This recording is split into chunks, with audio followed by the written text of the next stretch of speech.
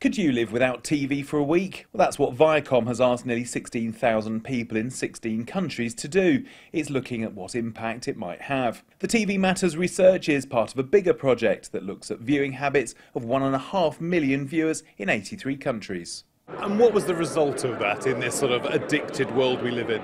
Well, essentially, it was a very difficult recruit to begin with, because you can imagine walking down the street asking somebody, are you going to give up TV for a week? Most of people said no. So we already went in with a very skewed sample of people who were willing to give it a go.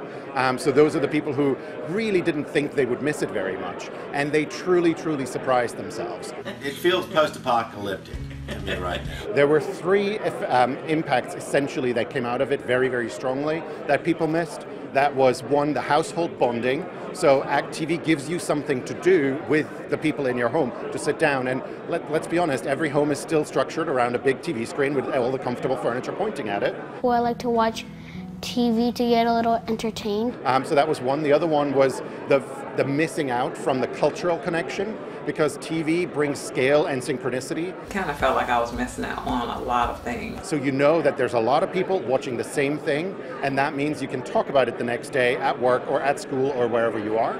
And then the third thing, of course, and that was the one thing that people kind of expected, was the personal relaxation. It is a de-stressor, honestly. You get to take your mind away from reality for a little bit. Oftentimes you just want passive entertainment. You come home from work or from school or from wherever, you want to just sit down and have something, also have company. So it's that relaxation impact that also really was missing for them. Where does this sit amongst people saying that we don't just watch linear television anymore, we watch on multiple screens, we're all into our Netflix and our Amazon Prime and all of that? What you've just said seems to go against the grain. What we did, so the first thing was, let's have the consumer-defined TV. And that definition is really the big TV, so everything included. So Netflix, Amazon Prime, all of the on-demand, the authenticated apps, all of that stuff is part of TV, and therefore we made them give it all up, essentially. Cruel man. Well, we try, but it was a scientific experiment, right? It was, how do people think about it? There was one big difference between the proper SVOD world and the traditional TV influenced world. And when I say that, it's odd language, because that includes the catch-up services, right? So the iPlayers of this world, all that, because that is driven by a linear schedule. If you didn't have a linear broadcast, you don't have anything to catch up to, in air quotes. So that all kind of, although it is on demand and time shifted, it has a similar cultural impact.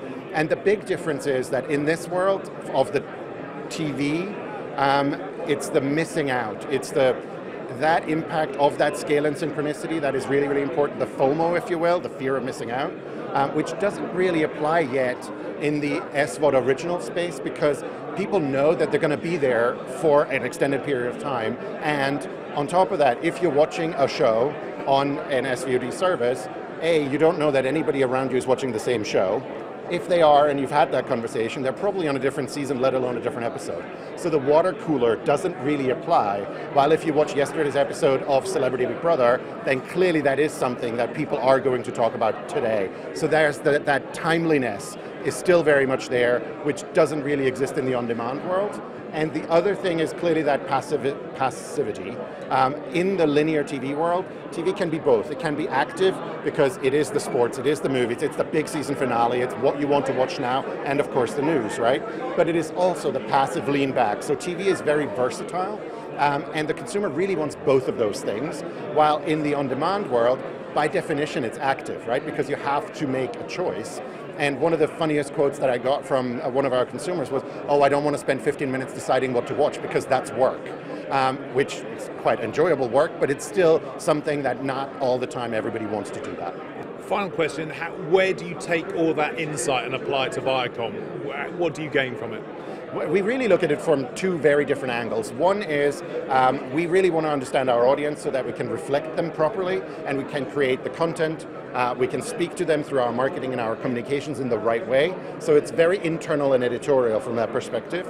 And on the other side, and that's why I'm here today, is we're sharing all of this stuff with our partners. We've been known traditionally as MTV and Nickelodeon as knowing youth and knowing our audience. And we've been doing that with our advertising partners to really work with them to attract those audiences.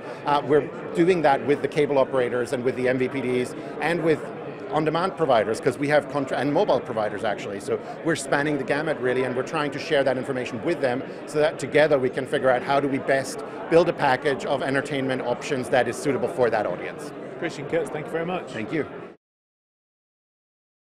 Hello, I'm James Wright. Thanks for watching Marketing Media Money. To check out more online videos, just click on the boxes and don't forget to subscribe to the CNBC Live channel at the bottom of the screen.